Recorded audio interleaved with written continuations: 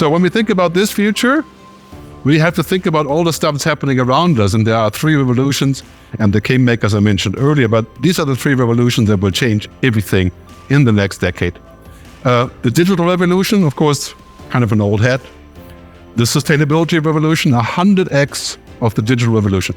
The biggest change in society in the last 100 years. Going away from fossil fuel extraction to creation. Circularity, sustainability, green energy. That's a shift roughly at 2 or 3% of global GDP for the next 20 years. And the oil companies know this. They know, of course, they're doing their best to skid all of the results of voting or whatever can be done at COP28 or so. But they know this is coming, and they're going for as much money as they can make the next 2 or 3 years. And so this is a really interesting scenario. The last one, of course, is the hard one. This is the purpose revolution. Why are we doing this? What's the goal? And it's interesting, now this is being driven by the millennials, the Gen Y. People roughly between 25 and 40, maybe even 45. They are asking other questions. Our question, my generation was better job, better money, right? More ownership. I mean, that's kind of, my generation created 50% of all CO2 that is in today's atmosphere was generated in the last 25 years. That's our accomplishment. Now we have people saying, especially post-COVID, we want a world that's a little bit more equal.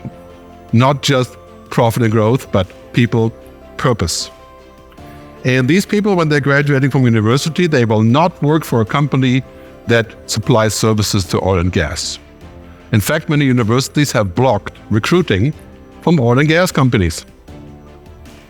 And you see many initiatives in this direction. This is a different world, and this is only 2030. 7 years from now, if you're not sustainable, everybody will hate you. And the oil and gas industry is turning into a criminal minefield. In the true sense of crime. I'm not making this up. So we're getting to the point where, of course, climate emergency means emergency regulation. Like COVID. Are you ready for a frequent flyer tax? A meat-eating tax to eat meat?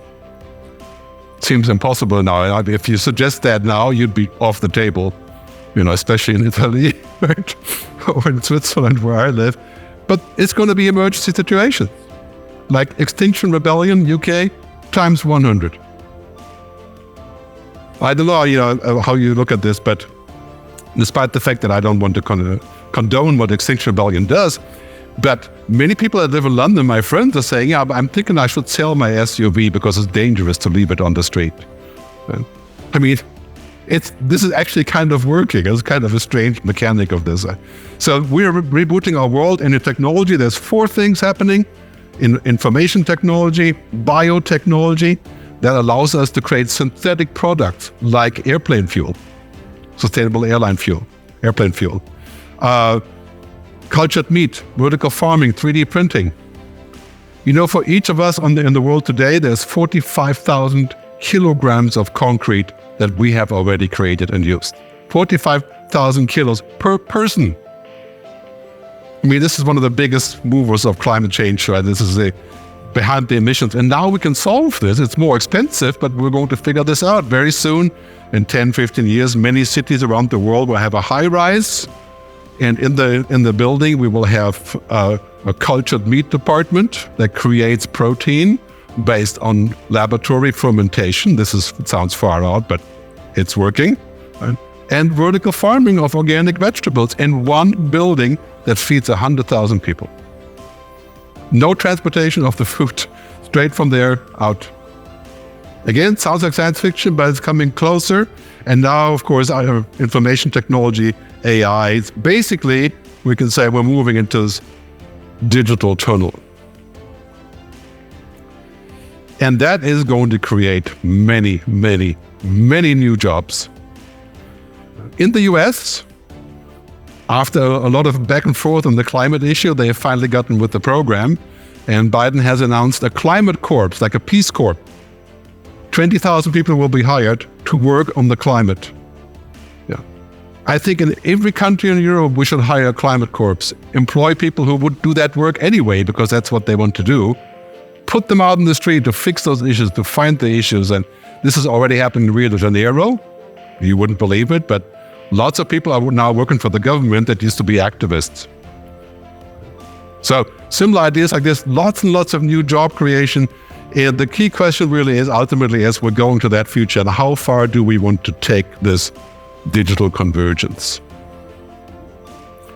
And this is the question we must answer, because today we can't upload our brain to the internet, at least not most people. Right? But this is becoming possible. Should it be considered normal?